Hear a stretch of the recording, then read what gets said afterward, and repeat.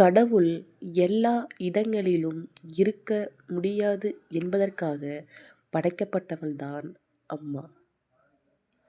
உதிரத்தை பாலாக மாற்றி ஊட்டியவள். உயிர் உள்ளவரை அன்பால் நம்மை காப்பவள் அம்மா. கருவறையில் சுமந்த 10 மாதங்களுக்குப் பிறகும் ஆயுள் முழுக்க இதயத்தில் சுமக்கும் ஒரே உறவு அம்மா. உலகத்திலேயே மிகவும் பாதுகாப்பான இடம் அம்மாவின் மடிதான்.